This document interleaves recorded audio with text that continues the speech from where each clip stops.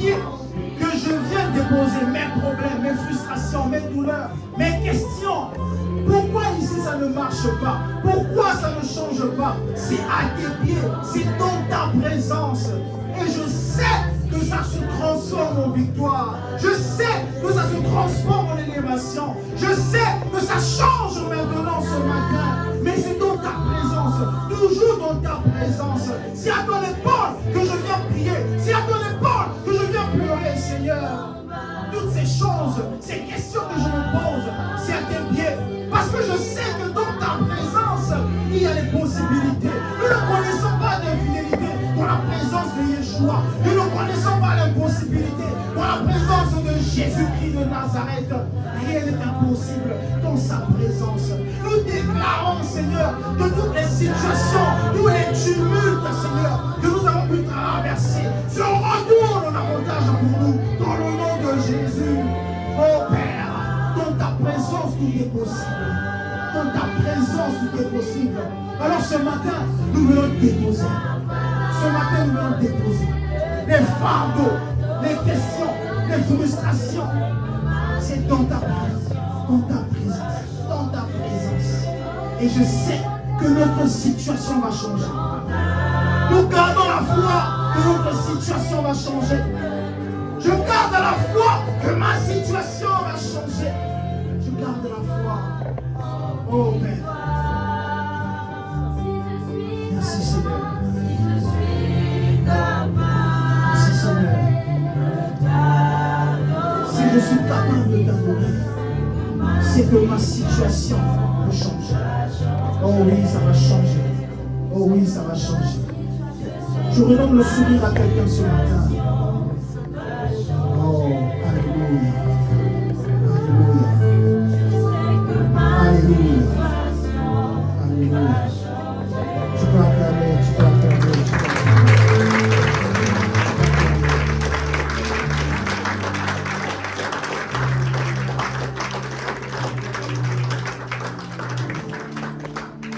Merci Seigneur. Merci Yahweh. Merci Seigneur. La situation va changer. Ça va changer au nom de Jésus.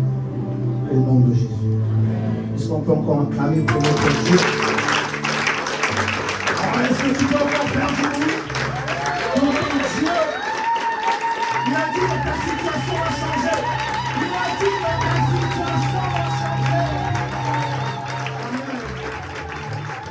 Alléluia. Alléluia. Qui est dans la joie d'être ici ce matin? Est-ce que tu peux saluer ton frère, saluer ta soeur? On ne se fatigue pas de faire ça. Mais on ne se fatigue pas. Fais-le avec joie. Montre qu'à ICC Casa, il y a l'amour. Va vers la personne qui est assise, qui ne sourit pas. Fais-lui un sourire. Fais-lui un sourire. Ça va changer, ça va changer. Le sourire, la joie. C'est ça, l'ADN de ICC.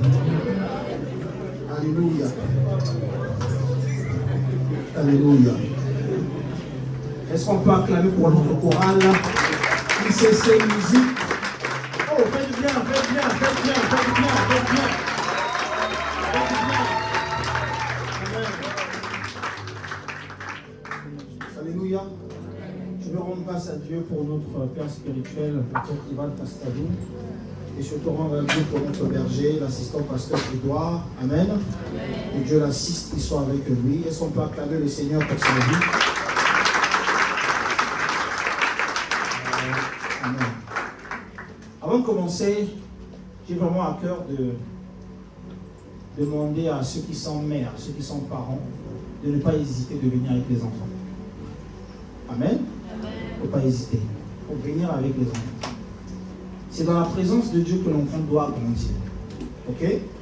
Voilà, ne vous posez pas de questions, l'enfant bavard, l'enfant pleure, c'est pas grave. On est en famille. Amen.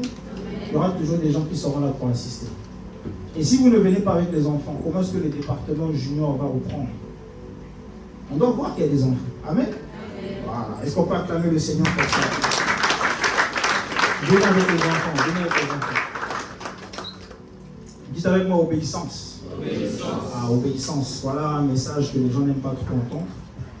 Et je préfère obéir à Dieu, obéir à ce que je vois. Alors le titre de mon message ce matin s'intitule « Obéir à l'appel de l'opération Anakazo ». Est-ce qu'on peut acclamer pour le Seigneur? Obéir à l'appel de l'opération Anakazo.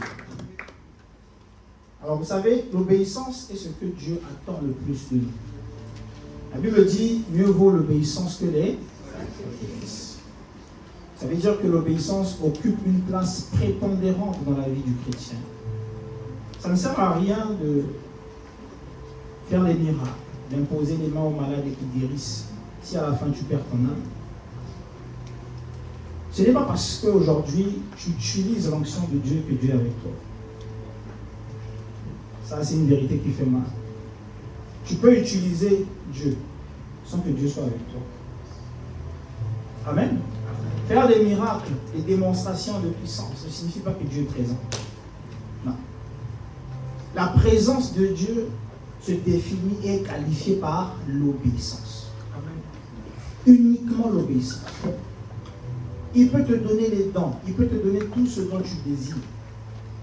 Et la finalité, au dernier jour, il te posera la question, est-ce que tu as obéi?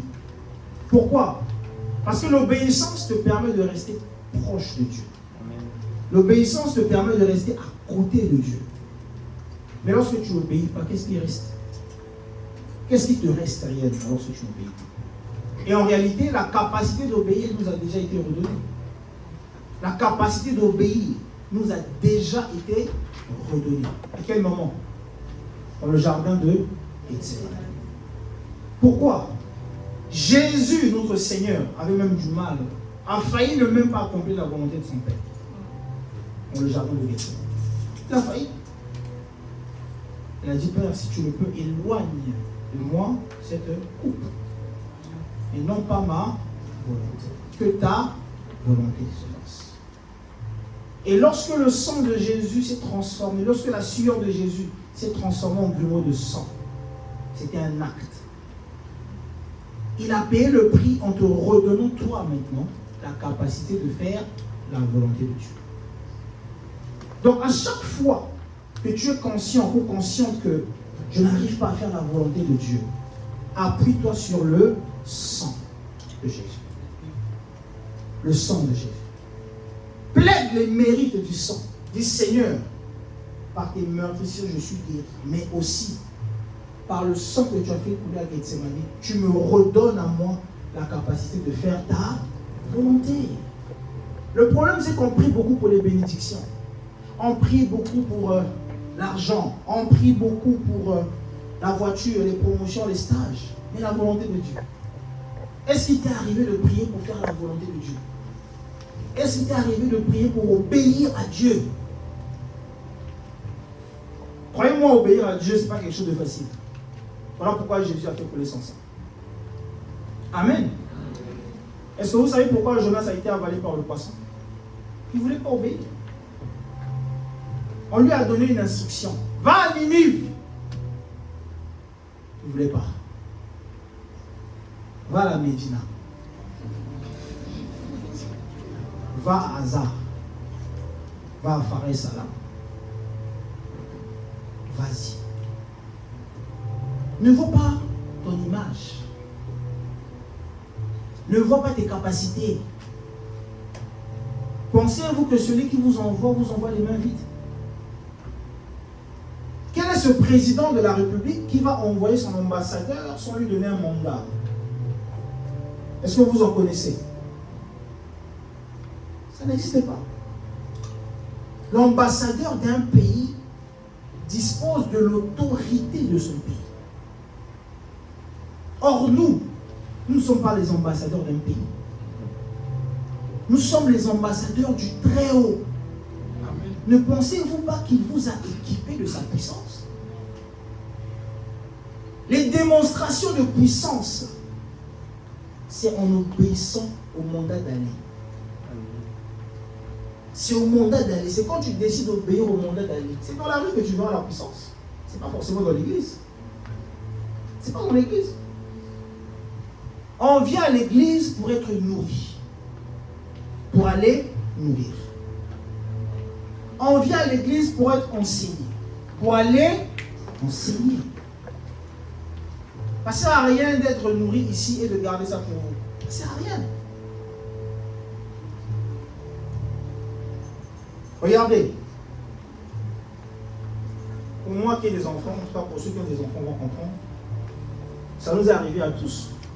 Lorsque ton papa te dit, mange des légumes, ne mange pas les bonbons, ne mange pas les sucreries. En tant qu'enfant, on ne veut pas. On boude même. Ok? Mais en réalité, le parent est conscient que ce qu'il te demande de faire est bien pour toi. Même si toi, tu ne le vois pas. Mais c'est plus tard en grandissant que tu te rends compte que, mais tiens, en fait, il avait raison. Premier point. On n'obéit pas parce qu'on comprend. Amen. Amen. On n'obéit pas parce qu'on... Tu n'as pas besoin de comprendre pour obéir. Celui qui t'envoie te donnera la compréhension après. Obéis d'abord.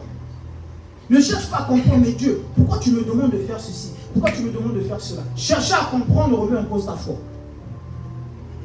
Ne cherche pas à comprendre. Pourquoi tu m'envoies à mon média? Pourquoi tu m'as demandé de commencer une église dans mon quartier? Pourquoi tu me demandes d'aller dans tel hôpital? Pourquoi tu me demandes de faire ça? Non, obéis d'abord. Ne pose pas des questions, obéis d'abord. Après, tu vas comprendre. Après, tu vas comprendre. Et dans la Bible, il y a tellement d'exemples. Tellement d'exemples. Ne questionnez pas Dieu. Il vous aime tellement qu'il sait ce qui est mieux pour vous. Vous croyez savoir ce qui est bien pour vous. En réalité, vous ne le savez pas. Comme des enfants qui croient que manger des bonbons, manger des biscuits est peut-être bon pour la bouche, mais ils ignorent que c'est mauvais pour leur corps. Nous sommes tous concernés par ce message, même moi-même. Tous. La question est de savoir, est-ce qu'au sortir de cette prédication, tu vas décider d'obéir? J'ai envie de dire que vous êtes face à votre destinée.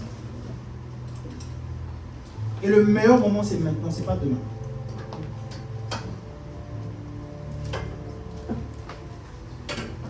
Jérémie 29, verset 11. Si possible, avoir la version de Bible français courant.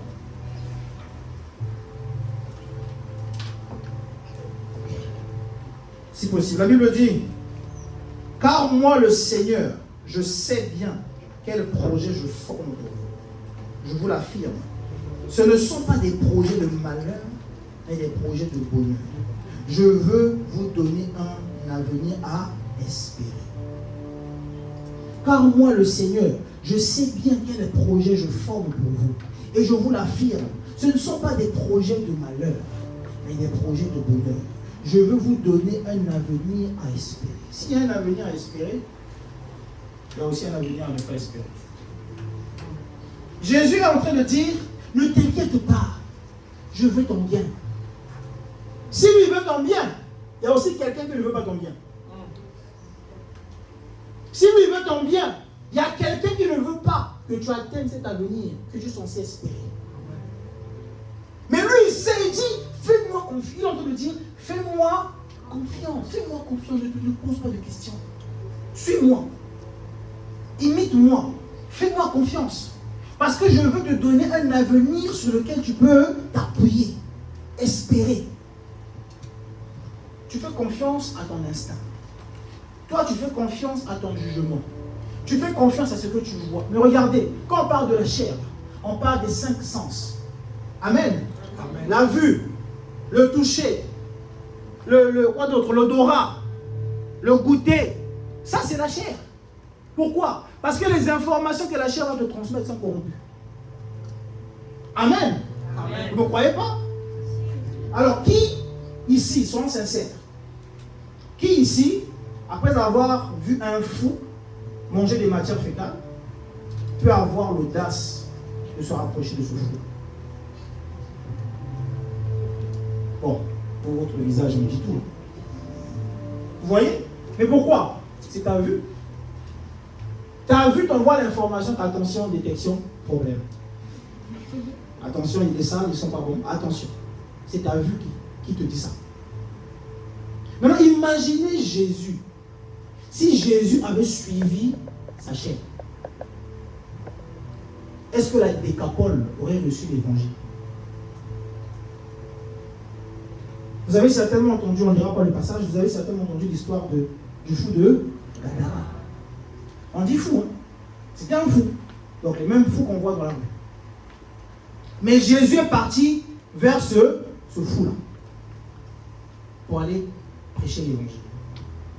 Alors si aujourd'hui ton pasteur, appelé Edouard, vient, il te dit Esther, je dis Esther parce qu'il y a beaucoup d'Esther ici. Donc vous êtes tous combinés. Esther, bon, prends ta valise, on quitte Casablanca tout de suite là. On va à Rabat. Quand vous arrivez à Rabat, tu te dis ouais, on va pour un séminaire.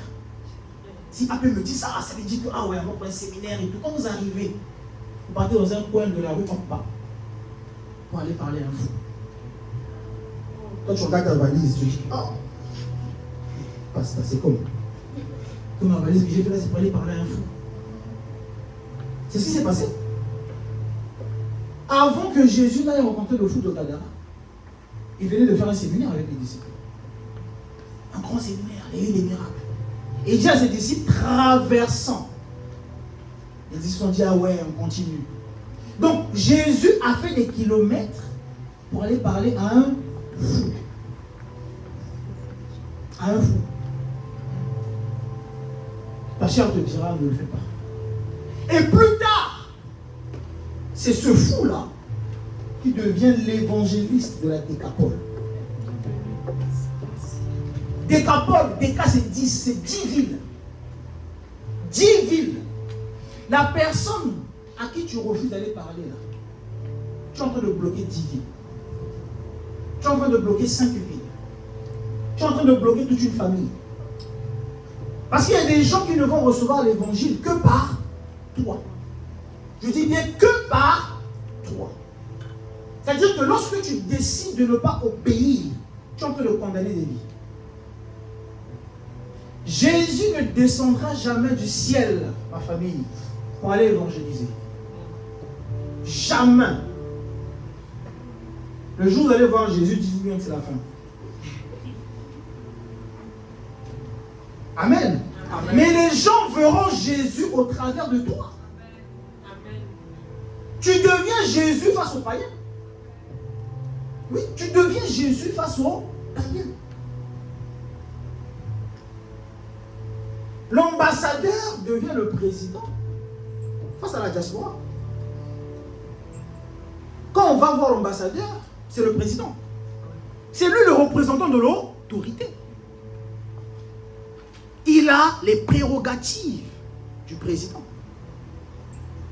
Mais vous, c'est la même chose. C'est la même chose. Nous sommes des ambassadeurs, on vient à dire que nous représentons le Christ. À chaque fois que nous refusons d'évangéliser, à chaque fois qu'on te dit parle de Jésus, tu es en train de passer à côté de quelque chose. Tu es en train de bloquer une famille. Tu es en train de bloquer des vies.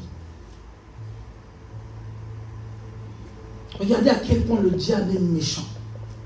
12 000 démons pour une seule personne. 12 000. Légion. Or, le diable savait que le gars là, c'est un évangéliste.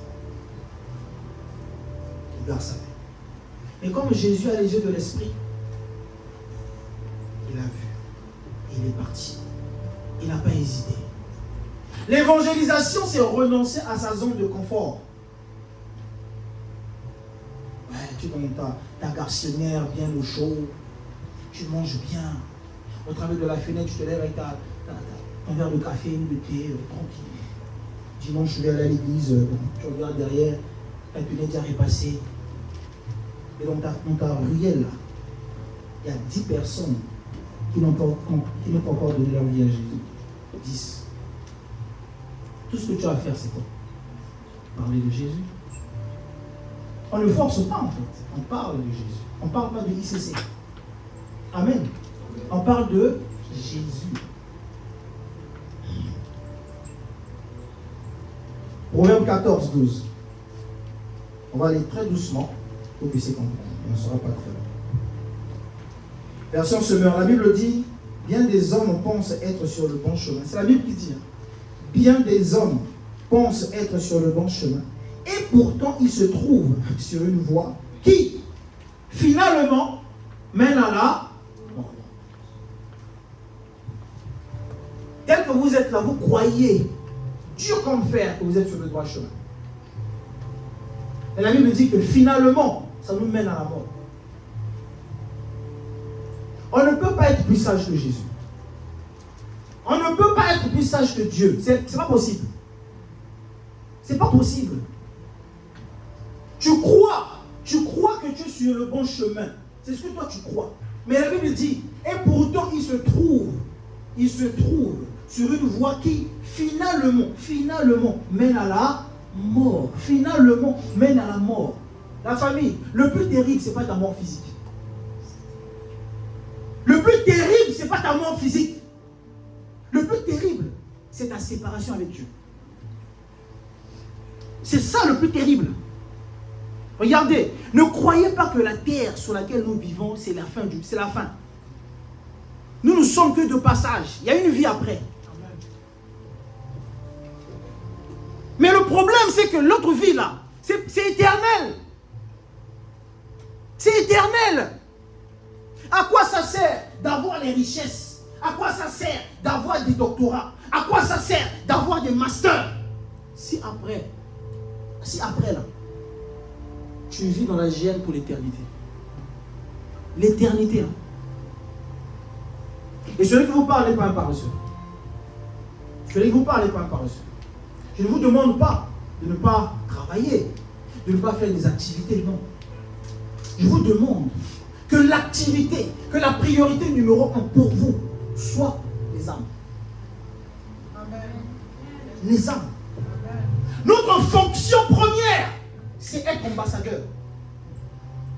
Notre fonction première, c'est pas être médecin, c'est pas être entrepreneur, c'est pas être étudiant. Notre fonction première, c'est être ambassadeur pour le Christ. C'est ça notre fonction première. Regarde, je vous regarde, vous êtes tous bien habillés.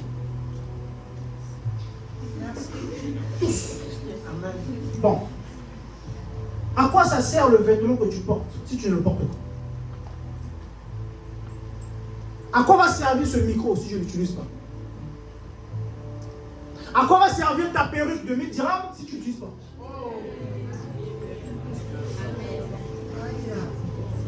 Maintenant, à quoi toi tu sers si tu ne pars pas vers les âmes? À quoi servent tes pieds si tu ne peux pas marcher vers les âmes?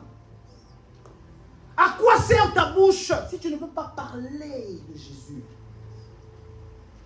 Ça sert à quoi? Ça sert à quoi? Non, chez moi au travail, on interdit aux gens de parler. Est-ce qu'on interdit de parler à la pause? Est-ce qu'on interdit de parler quand vous sortez du boulot? Non, dans mon école, on ne parle pas de Jésus, d'accord. Dès que tu traverses le portail de ton école, tu peux de ton école. Est-ce qu'on t'a interdit ça? On t'a pas interdit ça. On se soumet plus aux lois du monde qu'aux lois célestes. Alors qu'on oublie que le monde céleste est supérieur au monde physique. On t'a dit ici que ça on ne le fait pas, ça on ne le fait pas, ça on ne le fait pas. Mais Dieu te dit d'aller et de parler et d'annoncer. C'est une prise de conscience et c'est une décision. Si tu décides, ça va changer. Combien de personnes ont invité, on parlait du trophée des champions? Tu as invité combien de personnes? Tu as invité combien de personnes? Oui, ça a été reporté. Dieu te donne encore l'opportunité d'inviter. Amen. Amen. Regardez, le milieu dans lequel vous travaillez, c'est le milieu dans lequel vous devez commencer à évangéliser. Votre école est votre terrain de pratique. Vous voulez expérimenter la gloire de Dieu, la puissance de Dieu, et c'est à l'école. C'est au travail. C'est dans le centre d'appel. Mais oui. Vous croyez que ça sera où? Vous croyez que ça sera où? Si tu es informaticien, utilise l'informatique pour parler de Jésus. Si tu es médecin, utilise ta médecine, tes aptitudes pour parler de Jésus. Tu attends quoi? Que tu sois en Christ ou que tu sois en crise, c'est-à-dire sans Dieu, les plans parfaits pour toi se trouvent en Christ. Ne sors pas d'ici sans avoir donné ta vie à Jésus. Ne sors pas d'ici. Si tu as été invité, ne sors pas d'ici sans avoir donné ta vie à Jésus. Et c'est le Saint-Esprit qui va te parler. Amen. Amen. Éphésiens 2:10. Car nous sommes son ouvrage, ayant été créés en Jésus-Christ, pour de bonnes œuvres, car Dieu a préparé d'avance, afin que nous les pratiquions. Éphésiens 2:10. Car nous sommes son ouvrage. Dis, je suis l'ouvrage de Dieu. Ayant été créés en Jésus-Christ, pour de bonnes œuvres. Tu as été créé pour de bonnes œuvres. Tu n'as pas dit Amen. Amen. Tu as été créé pour de bonnes œuvres. C'est en Jésus-Christ que tu as été créé pour de bonnes œuvres. Que Dieu a préparé d'avance. Regarde, avant que tu ne viennes, Dieu a préparé ça. Amen. Il dit, afin que nous les... C'est quoi le but? On pratique. Au-delà d'être un chrétien, décide d'être un pratiquant. Amen. Pratique. Il a préparé des choses et c'est à toi de pratiquer. Ta responsabilité, c'est de pratiquer.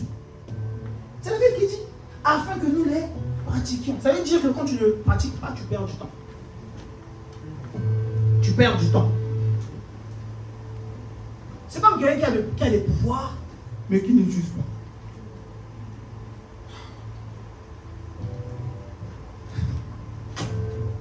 Je vais un peu vous choquer. À chaque fois qu'on prie et que tu tombes, tu te relèves. Tu n'as pas parlé de Jésus, tu n'as pas pratiqué. Je ne dis pas que tomber c'est mauvais. Amen. C'est le Saint-Esprit qui agit. Mais le Saint-Esprit ne vient jamais pour rien. Amen. Quand le Saint-Esprit vient sur toi, c'est toujours pour les âmes. Quand on prie, quand tu reçois un message, les gens tombent. Ceux qui tombent là, ils sont impactés par le Saint-Esprit. Mais pour quel but? C'est pour aller parler de Jésus. À quoi ça sert de se charger si tu ne décharges pas? À quoi ça sert de recevoir si tu ne donnes pas? À quoi ça sert? Ça sert à quoi? Quand tu tombes là, c'est le Saint-Esprit qui tombe sur toi. Mais pourquoi? Pour un but. Ce but-là, c'est le travail de Dieu. Aller parler de Jésus qui t'a équipé. Le problème, c'est que tu es équipé dimanche. Lundi, ça commence à se décharger. Mardi, tu ne fais rien. Mercredi, tu ne fais rien. Et tu te refroidis. Tu vas encore venir dimanche, tu te recharges. Et ça devient une routine. Et tu te plains que je ne vois pas la puissance. Et la puissance, tu l'as reçue. Pourquoi tu ne pratiques pas? Tu as reçu la puissance. Va dans la rue, maintenant on va voir. Va libérer ce que tu as reçu. Lorsque la colombe est descendue sur Jésus, Jésus est resté sur place. Mais attendez, nous voulons être quel genre de disciple? C'est quel genre de disciple? Le disciple, c'est celui qui imite le maître. Tel il est, tel je. Ce qu'il a dit, je dis. Ce qu'il a fait, je dois faire. Il a reçu le Saint-Esprit, Jésus a commencé à faire des miracles. des prodiges. Jésus est parti en fait. Mais vous, quand vous recevez, vous restez sur place. C'est du gaspillage spirituel. On va le voir ensemble. Jérémie 1,5. Si possible, version parole de vie. Jérémie 1,5. Version parole de vie. Avant de te former dans le ventre de ta mère, je te connaissais. Avant ta naissance, je t'ai... Dis ça bien. Avant ta naissance, je t'ai... Pour me... Dieu t'a choisi. Ça veut dire qu'il y a eu une sélection. Tu es le choix de Dieu. Tu es le choix de Dieu. Or, Dieu ne se trompe pas. Dieu ne se trompe pas. Avant que tu ne sois formé dans le ventre de ta mère, il t'a choisi.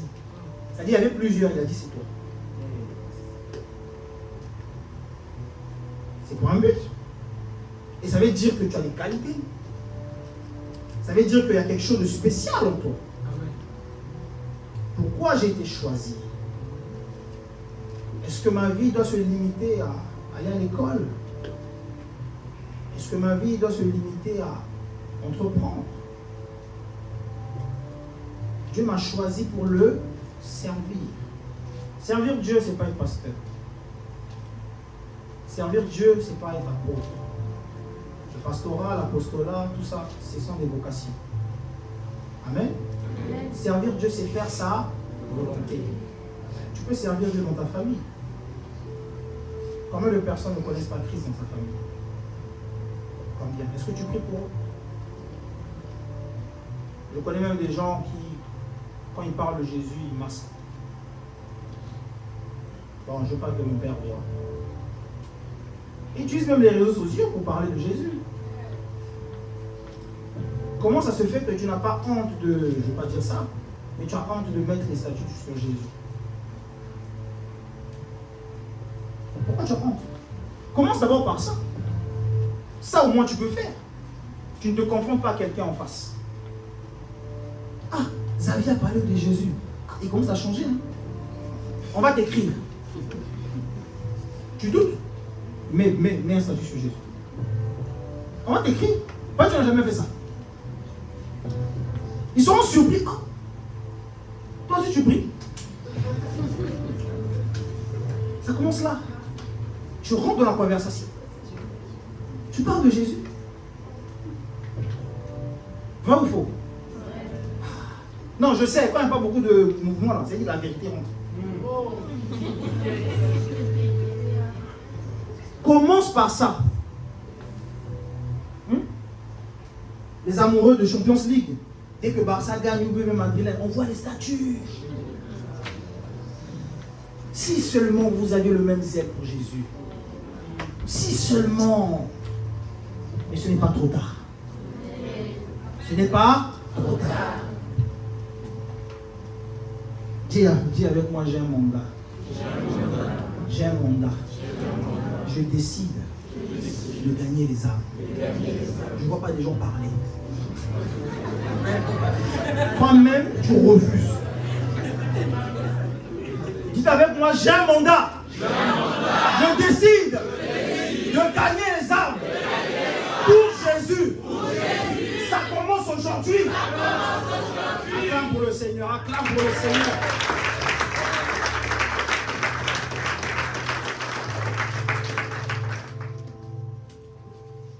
On va prier avant de continuer. Dis Seigneur, je reconnais que moi j'ai peur. Je n'arrive pas à parler de toi. Mais équipe-moi. Donne-moi de la charge spirituelle afin que je puisse parler de toi. Je chasse dans le nom de Jésus tout esprit de timidité, tout esprit de peur, tout esprit d'angoisse quand il s'agit d'évangéliser. À partir d'aujourd'hui, je déclare et je décrète que je suis transformé pour aller transformer. Au nom de Jésus. Amen. On va acclamer pour Jésus. Acclame encore pour ton Jésus. 2 Corinthiens 5, 10, parole de vie. La Bible dit, car un jour nous aurons tous à comparaître devant le Christ pour être soumis à son examen. Là, tout sera mis à découvert. Chacun recevra la récompense méritée, suivant sa conduite durant cette vie terrestre et les actions bonnes ou mauvaises qu'il aura accomplies dans son corps. Regardez. Car un jour nous aurons tous à comparaître devant le Christ pour être soumis à quoi? À son examen. Quel est cet examen? Je t'avais créé, je t'avais envoyé sur terre pour telle mission. Ton papa allait donner sa vie à Jésus par toi. Mais tu as passé ton temps à lui parler d'argent. Ta tante là que tu dis qu'elle est sorcière, elle devait donner sa vie à Jésus au travers de toi. J'ouvre une parenthèse. Les sorciers aussi appartiennent à Dieu. Celui que tu appelles sorcier là, dans ta famille, c'est aussi un enfant de Dieu. Vous ne croyez pas? S'il n'y a pas dit Amen. Amen. Mais ils ont été créés comme toi. Ils ont été créés comme toi. Vous ne savez pas que les sorciers peuvent donner leur vie à Jésus. Il dit, si vous croyez en moi, vous êtes sauvés. Le sorcier là, le jour où tu lui parles de Jésus, Dieu te croit, il est sauvé. Donc au lieu de critiquer, au lieu de condamner, parle-lui de Jésus. Parfois, le feu, parfois le feu ne va pas. Parce que Jésus ne veut pas que tu envoies le feu dans sa parole. Parfois, Jésus ne veut pas que tu envoies le feu, mais sa parole. Amen? Amen. Oui. Que tu ne sois pas d'accord, c'est la vérité. C'est la vérité. Si je vois les fronts fermés. C'est la vérité. Dieu veut sauver cette personne-là au travers de toi. Et tu verras que même toi, tu vas passer à un autre niveau. Parce qu'en faisant ça, ça veut dire que tu as pardonné. Tu as pardonné? Tu peux pas prier pour une personne que tu n'as pas pardonné. Obéir, c'est pas comprendre, c'est faire. Dieu te demande de prier pour cette personne-là. Fais d'abord. Ne pose pas de questions. Il est Dieu. Philippiens 2,5. Que votre attitude soit identique à celle de Jésus-Christ. Que votre attitude, c'est la Bible qui le dit, que notre attitude soit identique à celle de Philippiens 2, 5. Second 21, si possible. Et en vous, les sentiments qui étaient en ayez en vous les sentiments qui étaient en Jésus-Christ. Quels étaient les sentiments qui caractérisaient Jésus? Jésus aimait les gens. Jésus aidait. Jésus parlait aux pauvres. Jésus aidait les démunis. Est-ce que toi tu te retrouves un peu? Un peu quand même. Jésus faisait des miracles au travers de la parole. Tu te retrouves toujours? Parler de Jésus. La Bible nous dit que nous devons avoir les sentiments qui étaient en Jésus. Chaque jour, nous devons travailler à ressembler à Jésus. Chaque jour, nous devons travailler à ressembler à Jésus. Pour atteindre la stature parfaite. Nous devons prier. Je dis, Seigneur, je n'ai pas les attitudes de Christ. Aide-moi, Saint-Esprit. Je suis égoïste. Égocentrique. Je n'aime pas les gens. Aide-moi. Aide-moi. Tu es seul dans ta chambre en fait. Tu es seul dans ta chambre. Il n'y a pas une personne qui va t'entendre pour te dire ah, il est comme ça, il reconnaît. Non. C'est toi avec le Père. Le changement et la transformation commencent par la confession. Tu dois reconnaître ton état. Pour aller évangéliser, il faut admettre que j'ai peur. Admets ça. Dis Seigneur, j'ai peur, je n'arrive pas à parler devant les gens, je n'arrive pas à parler. Je parle d'autre chose, mais pour toi, je n'arrive pas, Seigneur, aide-moi. Aide-moi, il attend que tu parles. Reconnais, c'est pas moi que tu vas dire, c'est à Dieu. C'est à Dieu. Ferme les yeux, ferme les yeux. Dis ce qui te bloque à Dieu, tout de suite. Dis ce qui te bloque. N'hésite pas, parle à mon Dieu. Ce qui t'empêche de parler de Jésus, dis, mentionne-le, personne ne va t'entendre. Dis-le. Le Saint-Esprit est disposé à arracher cette racine qui t'empêche. Le Saint-Esprit est disposé à éliminer cette racine qui te bloque. Dis, Seigneur, je n'arrive pas à aller. Je n'arrive pas à parler. J'ai peur qu'on me juge. J'ai peur qu'on dise de moi des choses parce que j'ai parlé de toi. J'ai peur, je n'arrive pas. J'ai honte. Aide-moi, j'ai besoin de ton aide. J'ai vraiment besoin de ton aide, plus que jamais. Parce que je sais que ma destinée, ma vie dépend de ma mission, de mon obéissance. Je veux t'obéir, mais je n'arrive pas, je n'arrive pas. Je n'arrive pas. Ma langue ne se délie pas. J'ai peur, j'ai honte du public. Même mes parents, je n'arrive pas, je n'arrive pas. Parle, parle à ton Jésus. Saint-Esprit, réponds à quelqu'un. Réponds à la prière de quelqu'un ce matin. Réponds à la prière de quelqu'un ce matin. Pour le redimensionnement, pour le changement, pour l'élévation, pour la transformation, dans le nom de Jésus. Saint-Esprit, nous sommes dans ta volonté. Nous sommes dans ta volonté. Il y a une personne qui décide de commencer à pratiquer les bonnes œuvres. Les bonnes œuvres que tu as positionnées, que tu as créées. Pour son changement. Pour son changement. Exauce cette prière, Seigneur. Au nom de Jésus. Au nom de Jésus. Amen. Matthieu 9, 36. La Bible dit, voyant la foule, il fut ému de compassion pour elle. Parce qu'elle était languissante et abattue, comme des brebis qui n'ont point de berger. Alors il dit à ses disciples, la moisson est grande, mais il y a peu d'ouvriers. Priez donc le maître de la moisson. Quelle moisson? La moisson, là, c'est quoi? Les orgueilleux, les fous, les impolis, les idolâtres, les sorciers. C'est ça la moisson. Il dit, priez donc le maître de la moisson. Priez donc le maître de la moisson. Il faut prier le maître de la moisson. D'envoyer des ouvriers dans sa moisson. Il dit, il faut prier. Prier pour avoir de la compassion, des sentiments qui sont en Christ. L'homme a 3 dimensions. Il y a le corps, il y a l'âme et il y a l'esprit. Le corps, c'est la poussière. L'âme, c'est celle qui sera jugée. L'esprit appartient à Dieu. Quand on va évangéliser, nous voyons l'âme, nous ne voyons pas la personne, nous voyons l'âme de la personne. Nous ne voyons pas l'âme, même si elle boude, même si elle fait ses grimaces, on voit l'âme. La Bible dit, voyant la foule, il fait ému de compassion pour elle. Mais on parle d'une foule, on connaît, hein? On parle d'une foule bizarre. Mais Jésus était ému de compassion. Il voyait l'âme. Il a vu des âmes qui sont condamnées. Il a été ému de compassion. Il dit, toutes ces personnes ne peuvent pas partir comme ça. Vous voyez les âmes. L'âme ne voit pas la personne qui fait des grimaces, qui ne veut pas. Vois l'âme. Elle te remerciera. Voilà.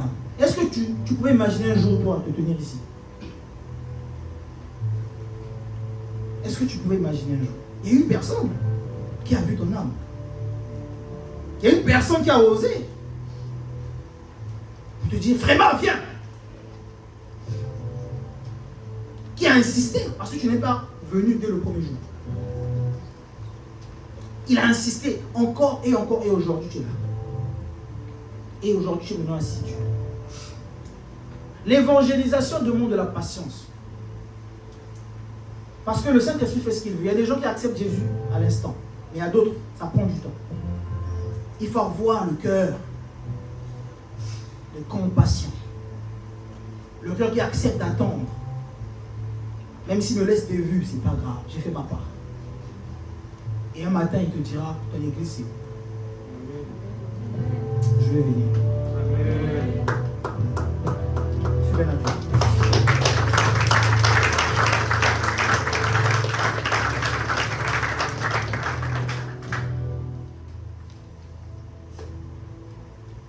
Dieu a besoin que sa maison soit remplie. Luc verset 14. Luc chapitre 14, comprenez-moi, verset 23. Dieu veut que sa maison soit remplie.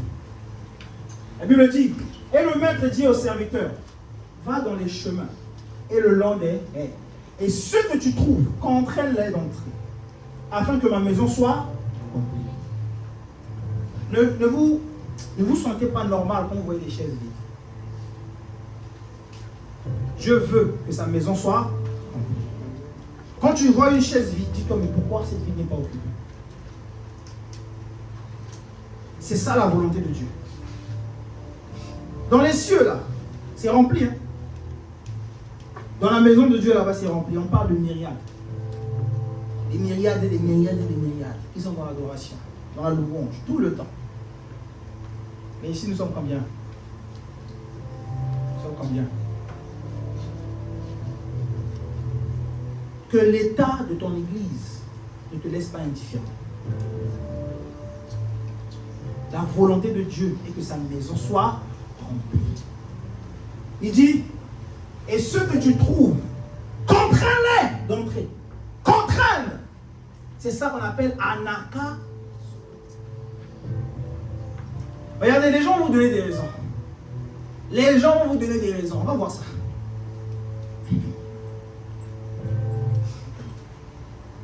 Est-ce qu'on peut aller dans... On va commencer avec Romains. Romains chapitre 1. On va commencer à partir du chapitre 1. On va lire tout le chapitre. On fera une partie. Paul, serviteur, on va au verset 2. Verset 3. Ok. Verset 4. Ok. Et déclaré fils de Dieu avec puissance selon l'esprit de sainteté par sa résurrection d'entre les morts, Jésus-Christ, notre Seigneur. Verset 5. Par qui nous avons reçu la grâce et l'apostolat pour amener en son nom à l'obéissance de la foi tous les païens. Par qui nous avons reçu la grâce et l'apostolat pour amener en son nom à l'obéissance de la foi tous les païens. Tous les païens. La famille, c'est une grâce de parler de Jésus. Il y a des pays où on n'arrive pas, il y a des gens qui veulent, mais qui n'arrivent pas à parler de Jésus. C'est une grâce de le faire. C'est un privilège parce que tu es ambassadeur. Tu es représentant d'une très haute autorité. Verset 6. Parmi lesquels vous êtes aussi, vous qui avez été appelés par Jésus-Christ, vous aussi vous êtes appelés. Est-ce qu'il apprécie le nom de quelqu'un? Non. Vous êtes appelés. On est tous appelés. Et le diable ne veut pas que tu te rendes compte de ton appel. Verset 7.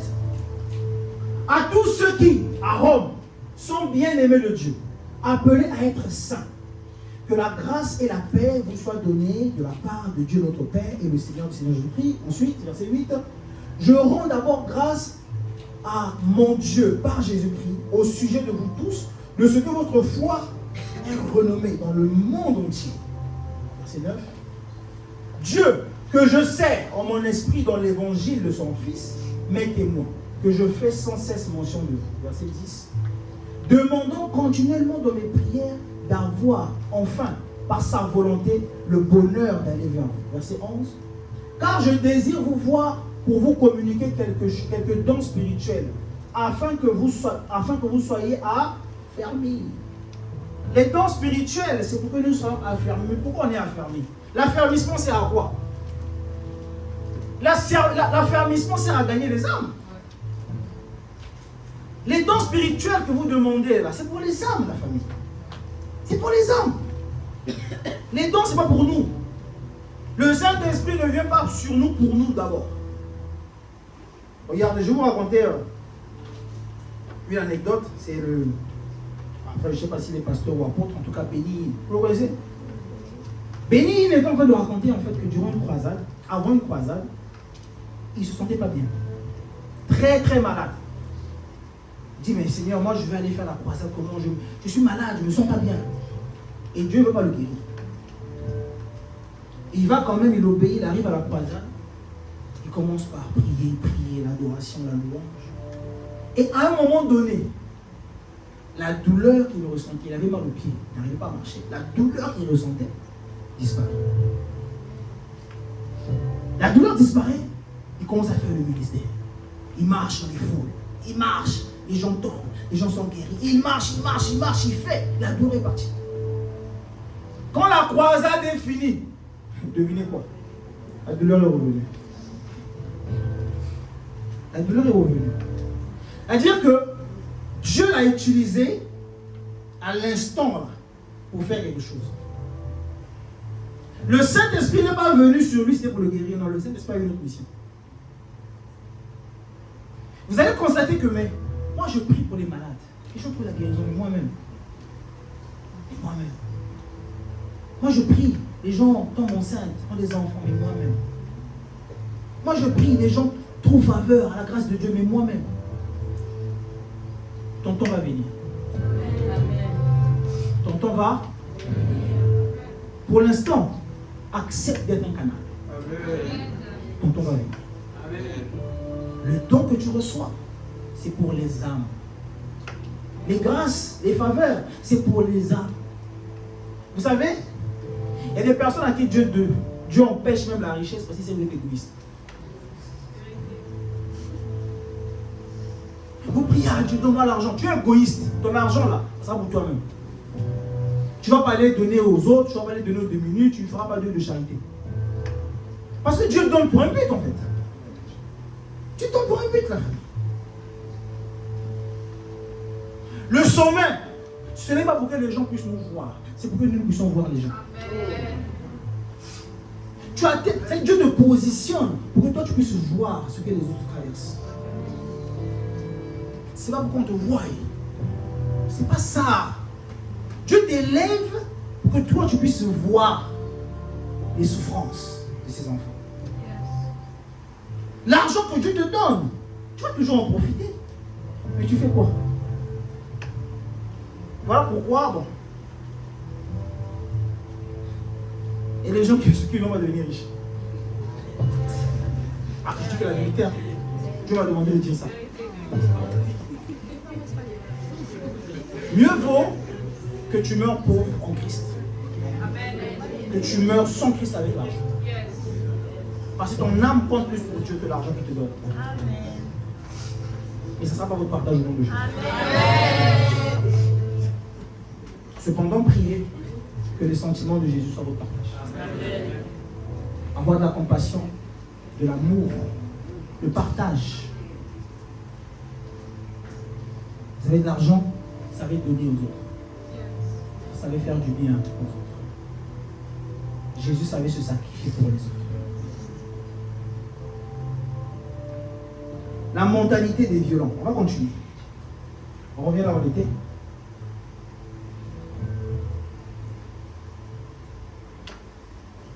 Continue. Verset 12. Ou plutôt afin que nous soyons encore encouragés ensemble au milieu de vous par la foi qui nous est commune à vous et moi. Verset 13. Je ne veux pas vous laisser ignorer, frères, que j'ai souvent formé le projet d'aller vous voir afin de recueillir quelques fruits parmi vous, comme parmi les autres nations, mais j'en ai été empêché jusqu'ici. Verset 14. Je me dois aux Grecs et aux barbares, aux savants et aux ignorants. Je me dois aux Grecs, aux barbares, aux savants et aux ignorants. Je me dois à tout le monde. Amen. Il n'y a pas de limite. L'évangile, c'est pour tout le monde. Il a dit, allez et faites de toutes les nations. Toutes les nations. Il n'y a pas de précision. Il n'y a pas de précision. On ne choisit pas. Ah, lui, il est riche. Ah, je vais parler de Jésus. Il va me glisser un billet. L'évangile, c'est pour tout le monde. On ne prêche pas la parole de Dieu pour avoir des revenus. C'est une vocation. C'est un travail. Et notre récompense, c'est là-haut. C'est là-haut. Tu demandes d'aller prier. Tu refuses d'aller prier parce qu'il va me donner combien? Hey, attention. Attention. C'est la vérité et ça existe. Dieu te fait don. La grâce, tu pries pour les malades. Tu es quelqu'un, quand tu pries pour les malades, quand tu chantes, les gens sont guéris. Tu commences à demander des cachets, tu commences à demander des choses. Hey, va travailler. Va travailler. Dieu t'a donné gratuitement. Pourquoi tu peux donner gratuitement? Amen. Vous êtes ici, là. Vous avez des dons. Vous avez des dons. Et ça va bientôt se manifester. Avec puissance. Mais donnez gratuitement parce que vous aussi, vous avez reçu gratuitement. Celui qui veut vous bénir va vous bénir. C'est ça. Ensuite, ainsi, j'ai un vif désir de vous annoncer aussi l'évangile à vous qui êtes à Rome. Verset 16. Car je n'ai point honte de l'évangile. Je n'ai point honte de l'évangile. Je n'ai pas honte de parler de mon Jésus. Je n'ai pas honte de parler du roi des rois. Je n'ai pas honte. Je n'ai pas honte. C'est une puissance de Dieu pour le salut de quiconque croit. Du juif premièrement, puis du grec. C'est une puissance. La puissance que tu cherches là, ça est là. Il dit, je n'ai pas honte. Il dit que c'est une puissance. Dieu va te demander de parler de lui sans t'équiper. Il va te demander de parler de son fils bien-aimé sans t'équiper. Sans te donner la puissance. Mais ça est là. C'est une puissance. C'est quoi une puissance? L'évangile. L'évangile est une puissance. C'est une puissance de Dieu pour le salut de quiconque croit. Du juif premièrement, puis du grec. Verset 17. Parce qu'en lui est révélée la justice de Dieu par la foi et pour la foi, selon qu'il est écrit, le juste vivant par la foi. Verset 18. Très important. La colère de Dieu se révèle du ciel contre toute impiété et toute injustice des hommes qui font quoi? Qui retiennent justement quoi? La vérité captive. À chaque fois que tu retiens la vérité captive, à chaque fois que tu refuses d'évangéliser, la colère de Dieu se révèle. Et les malheurs qui t'arrivent, tout simplement parce que tu retiens la vérité captive. Il y a des choses qui ne se débloquent pas parce que tu retiens la vérité captive. Il y a des choses qui n'avancent pas parce que tu retiens la vérité captive. Il dit la colère de Dieu est contre toute impiété. L'impiété, c'est quoi? Le manque de révérence. Le manque de révérence. Dieu te dit, vas-y. Au lieu de l'obéir, tu dis, ah non, je suis trop occupé. Ah lui là, je ne le parle pas. Manque de révérence. L'obéissance, on ne pose pas de questions. Quand le roi dit, va, tu vas. Vous voyez? Et vous allez croire que Jésus est votre Seigneur. Jésus ne peut pas être ton Seigneur si tu n'obéis pas. Il est ton sauveur, mais il n'est pas ton Seigneur. La Bible le dit, vous êtes esclaves de celui à qui vous obéissez. L'esclave ne décide pas de sa vie. Si tu es esclave du Seigneur, tu dois l'obéir. Et à ce moment-là, sa main est sur toi. Quand tu décides de ne pas obéir, c'est le diable qui est ton Seigneur. Amen. Amen. Jésus est ton sauveur parce que tu as fait la prière du salut, mais tu vas continuer à souffrir. Tu vas continuer à être malade.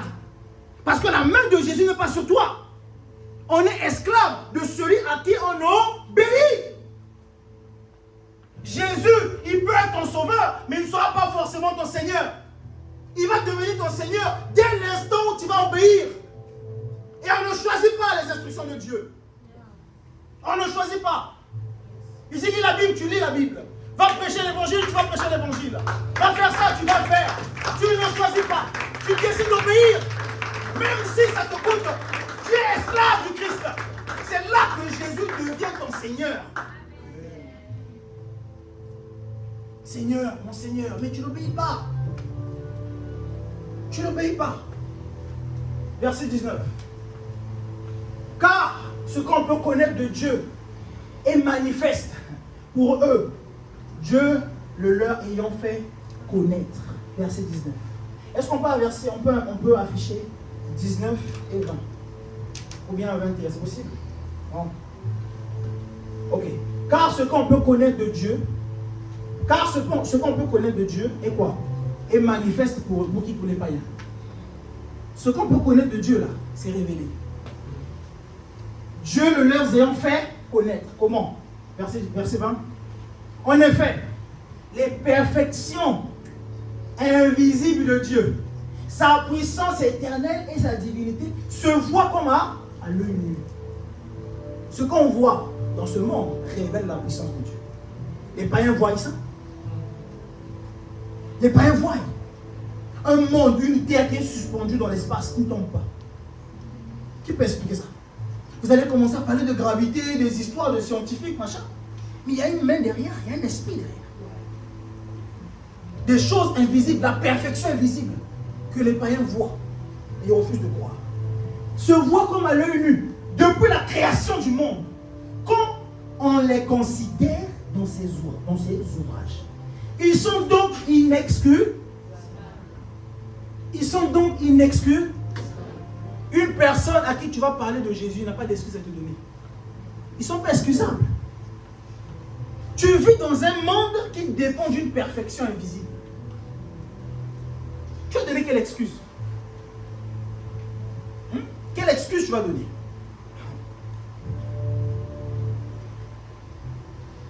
Oh mon Dieu. Luc 14.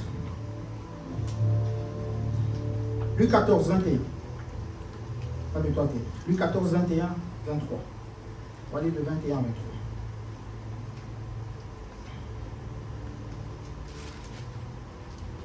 Alors, le serviteur de retour, on va aller à 20. On va aller à 20. On repart. On repart. On repart. Très bien. Et Jésus lui répondit. Ça, c'est une parabole. La parabole du grand festin. Jésus répond. Un homme donna un grand souper. L'homme ici, c'est Dieu. C'est la représentation de Dieu. Et il invita beaucoup de gens. Amen. Ensuite, à l'heure du souper, il envoya son serviteur. C'est toi qu'on a envoyé. À l'heure du souper, on t'a envoyé, toi. Dire aux conviés. Le convié, c'est qui? Les païens. Amen. La Bible dit, venez, car tout est déjà. Venez, car tout est déjà prêt. Ensuite, mais tous, unanimement, se mirent à s'excuser. Tous, unanimement, se mirent à s'excuser. Le premier lui dit, j'ai acheté un champ et je suis obligé d'aller voir. Donc toi, le champ que tu vas aller voir, c'est comment je vais te parler de Jésus. Ton champ là qui existe depuis là. Toi, le moment où tu vas aller le voir, c'est comment je vais te parler de Jésus seulement. Excuse. Excuse-moi, je te prie. Ok? Un autre dit, j'ai acheté 5 paires de bœufs et je veux les essayer.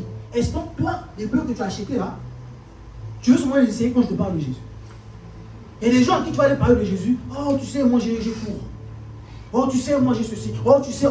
Les excuses. Toujours en train de donner des excuses. Ensuite, un autre dit, je viens de me marier et c'est pourquoi je ne puis aller.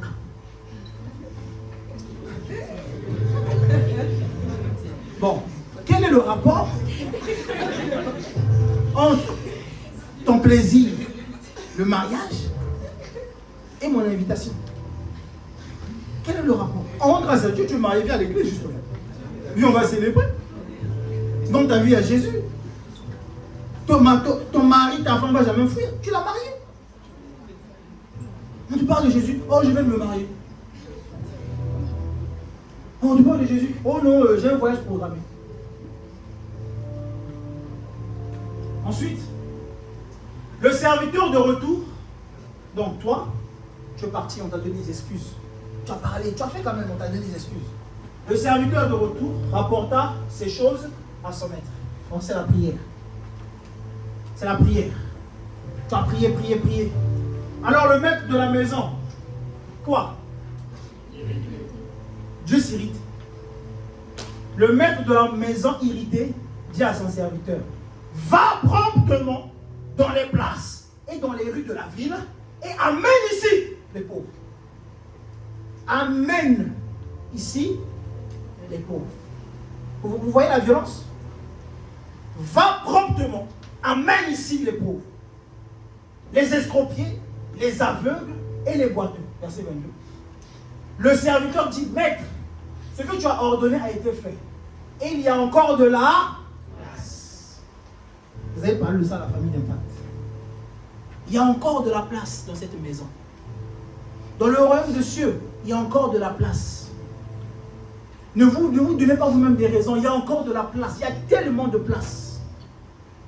Voilà pourquoi on parle d'un akazo. Verset 23. Et le maître dit au serviteur, va dans les chemins et le long des haies. Et ceux que tu trouveras, contrains-les d'entrer, afin que ma maison soit remplie. Tu ne me donneras pas d'excuses. Je vais te contraindre de venir. Tu ne me donneras pas d'excuses. Ton mariage, là, c'est pas grave. On va célébrer ça ici. Tes bœufs, tu vas les essayer après. Quelle raison tu vas me donner? Le Saint-Esprit nous donne la sagesse et l'intelligence de répondre à ces choses-là. Les excuses que tu nous donnes, on sait comment répondre. Tu vas dans ta chambre, tu dis, Seigneur, on me donne des excuses. Donne-moi la sagesse de savoir comment répondre.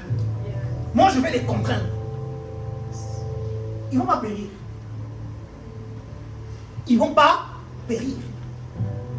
Le problème, est-ce que tu acceptes d'obéir comme le serviteur?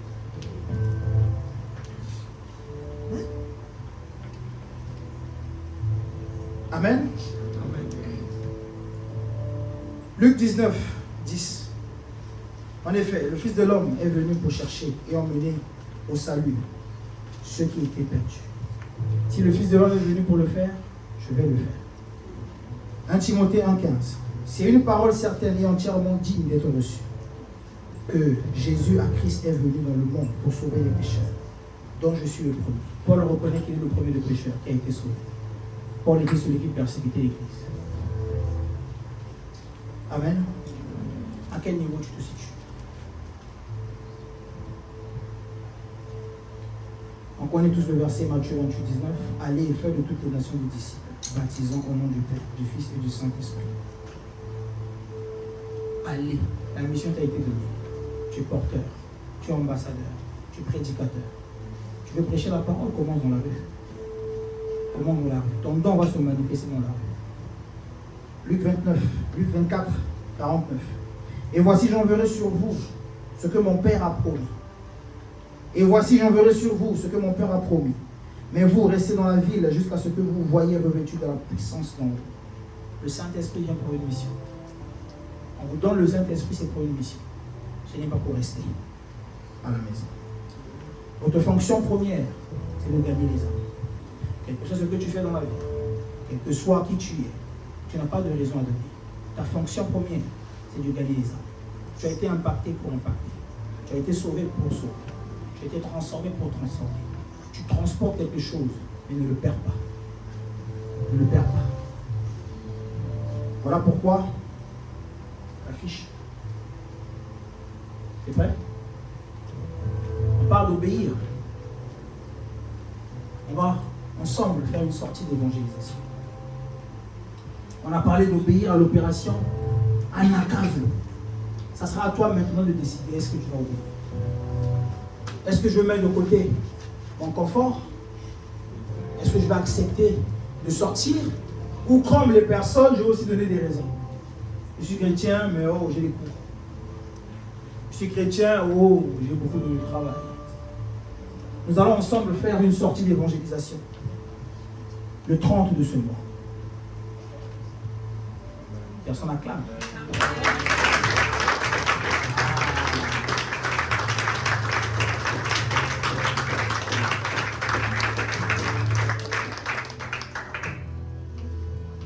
On va te contraindre d'aller contraindre. On va te contraindre d'aller. Si tu ne testes pas, tu sauras comment. Si tu ne testes pas. Sortie d'évangélisation. J'obéis à Anakazo. Première partie. Première partie.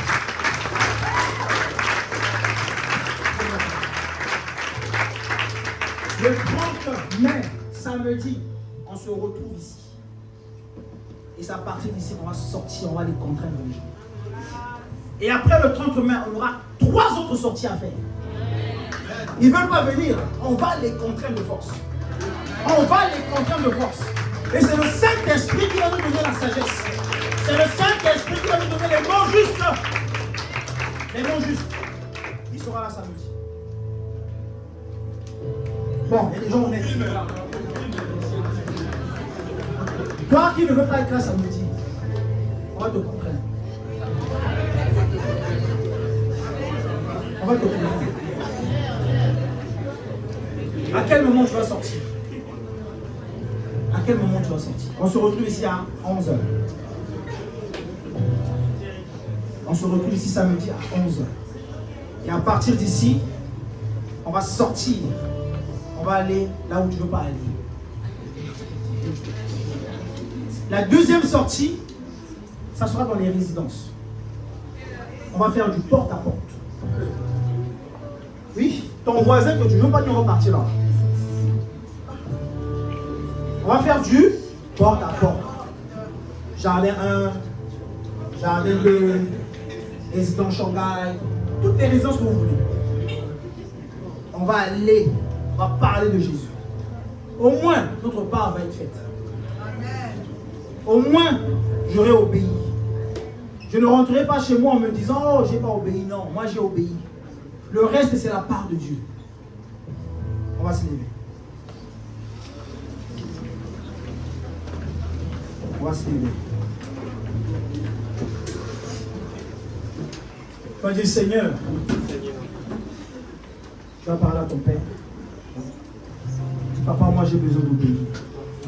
Je n'ai pas envie, mais j'ai besoin. C'est devenu une nécessité. C'est devenu un besoin vital. Je n'ai pas été gagné pour être un spectateur. Je n'ai pas été gagné pour perdre du temps. Tu m'as appelé à de grandes choses. Tu m'as appelé à de grandes études. Tu m'as appelé à faire carrière. Et ces grandes choses auxquelles j'ai été appelé puissent servir ton œuvre. Les âmes. Parle à ton Dieu. Parle à ton Dieu. Père de gloire, nous te rendons grâce. Nous te rendons grâce, Seigneur, pour l'appel. L'appel à sortir. À sortir dans les rues. Pour aller parler de la bonne nouvelle. Aller témoigner de Jésus. Jésus mort sur la croix et ressuscité. Jésus mort sur la croix et ressuscité. Jésus mort sur la croix et ressuscité. C'est ça le témoignage. Donne-moi d'être un témoin. Donne-moi d'être un témoin, Seigneur. C'est toi qui équipes. L'église primitive était remplie de peureux. Mais après avoir reçu le Saint-Esprit, ils ont été transformés. Ils ont été transformés. Tu reçois le Saint-Esprit maintenant. Toi aussi, tu peux. Toi aussi, tu peux. S'ils ont pu, c'est le même Saint-Esprit. La Bible dit que Dieu est le même hier, aujourd'hui, éternellement. Ce qu'il a fait hier, il va le faire aussi pour toi. Ce qu'il a fait dans les temps anciens, il va le faire aussi pour toi. Sa puissance n'a pas changé. Sa puissance est la même. Et tu reçois ta portion dans le nom de Jésus. Il dit dans sa parole, et vous recevez une puissance, le Saint-Esprit de Dieu, survenant sur vous, afin que nous soyons ses témoins. Père, je reçois cela favorablement. Je reçois cela favorablement. Dans le nom de Jésus. Tu me recharges maintenant. Tu me recharges afin que j'aille décharger ta puissance. Tu me recharges afin que j'aille dépeupler l'enfer. Tu me recharges afin de faire de toutes les nations des disciples. Oh papa, je te supplie. Je te supplie. Donne-moi d'être un témoin. Donne-moi d'être un serviteur agréable à tes yeux, Père. Donne-moi dans l'autre contrainte les humbles. Renouvelle mon intelligence, oh Père. Renouvelle mon intelligence. Équipe-moi. Hebraïsougo. Hebraïsougo. Kalebrenansuge. Bakakabarashkenos. Keribraïs. Kabarabaya. Et Aseketeribaya. Esprit de Dieu, viens impacter. Viens impacter, Saint-Esprit. Pour ceux qui ont soif de puissance, le Saint-Esprit vous le donne. Pour ceux qui ont soif de démonstration, le Saint-Esprit vous le donne. Le Saint-Esprit vous équipe. On décide d'obéir. On décide d'obéir. On décide d'obéir. Saint-Esprit de Dieu. Saint-Esprit de Dieu. Tu réponds à quelqu'un. Tu réponds à la prière. Tu réponds au cri de détresse. Papa, je n'arrive pas à parler de toi. Papa, je n'arrive pas à évangéliser. Papa, je n'arrive pas à prier. Oh, breka segeriada. Kebeberi zutaïba. Koro brada bazikede. Manda bera zutari. Bala brado zakabade. Kebreo sikitarabade. Shondoro brada bazaya bade. Karabrado sakabade. Manderi borosi lebede. Bobo bara bashaya katabasi. Barabaya sikete. Esprit de Dieu. Viens impacter, viens toucher. Viens impacter, viens toucher. Oh oui, nous avons besoin de toi. Nous avons besoin de toi, oh Père. Dans la braise. Elias Mugete.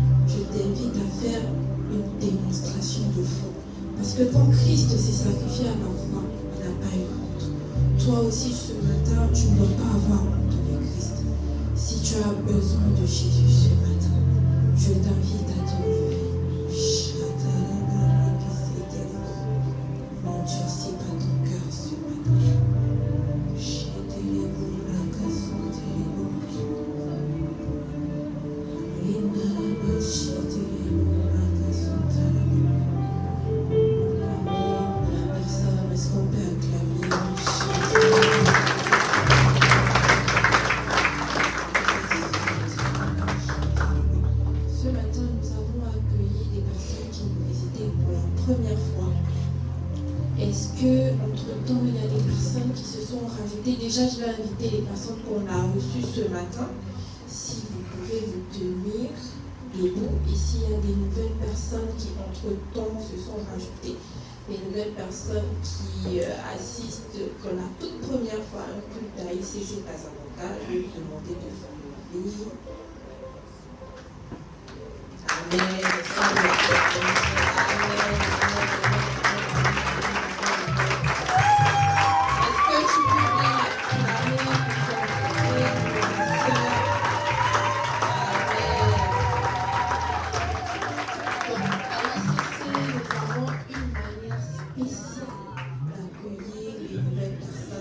Donc je vais inviter la chorale par un chant à bien vouloir recevoir. Famille, c'est ce qu'on peut se lever, amen.